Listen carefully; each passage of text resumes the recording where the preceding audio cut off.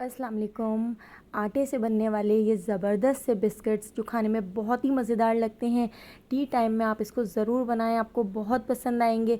तो चलिए चलते हैं इस मज़ेदार से बिस्किट्स की रेसिपी की तरफ। मेजरमेंट के साथ इन मज़ेदार से बिस्किट्स को बना के तैयार करेंगे। तो यहाँ पर हमने 1 बाउल गंदम का आटा ले लिया है। आटे को हम एक बड़ी सी थाल के अंदर डाल देते हैं और इसके साथ ही 1/4 कप हमने यहाँ पर सूजी ले ली है।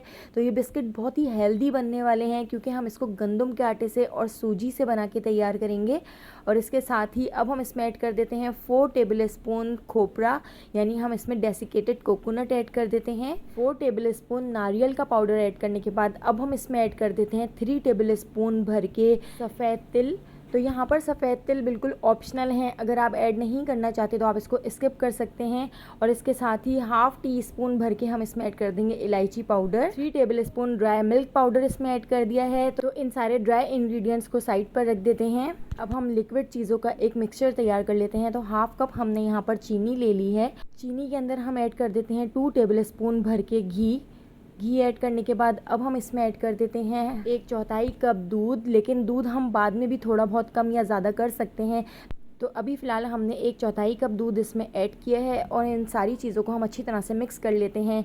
तो हमने इसको इतना मिक्स कर लेना है कि चीनी इसमें बहुत अच्छी तरह से डिज़ोल्व हो जाए। तो जब चीनी इसमें अच्छी तरह से घुल जाएगी और चीनी इसमें अच्छी तरह से मिक्स हो जाएगी तो यहाँ पर हमारा लिक्विड मिक्सचर रेडी हो चुका है। चीनी को अच्छी तरह से इसमें मिक्स करने के बाद अब हम इसको इस ड्राई इंग्रेडिएंट्स में ऐड कर देते हैं। तो यहाँ पर हमने इसमें थोड़ा सा होल कर लिया है। इस तरह से हम थोड़ा थोड़ा ये मिक्सचर ऐड करते जाएंगे और इसको मिक्स करते जाएंगे। तो सूजी, आटा और बाकी के जितनी भी ड्राई चीज़ें हैं वो हम अच्छी तरह से इस मिक्सचर के साथ मिक्स कर लेते हैं। तो हमने जो आटा गूंद के तैयार करना है वो सॉफ्ट सा गूंद लेना है।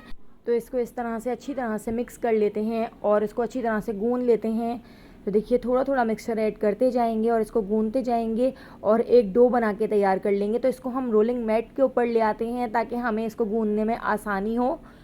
तो इन बिस्किट्स का जो मिक्सचर है वो इस तरह से हम दोनों हाथों से दबा दबा कर इस तरह से गूंद लेंगे ताकि सारी ही चीज़ें अच्छी तरह से मिक्स हो जाएं। तो आप देख सकते हैं कितना ज़बरदस्त सा हमने यहाँ पर आटा गूंद के तैयार कर लिया है। और आप देख सकते हैं ये आटा ना तो बहुत ज़्यादा सॉफ्ट है और ना ही बहुत ज़्यादा हार्ड है। तो हमने सेमी सॉफ्ट डो बना के तैयार कर लेना है।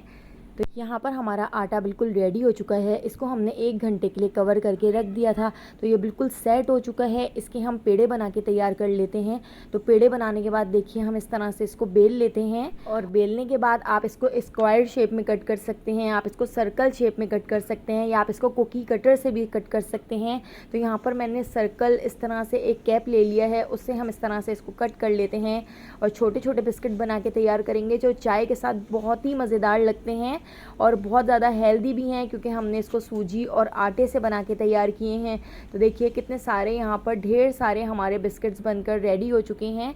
तो इन सारे ही बिस्किट को हम बेक नहीं करेंगे, हम इनको फ्राई करेंगे ताकि बहुत ही खस्ता और बहुत मज़ेदार हमारे बिस्किट्स बनकर तैयार हों।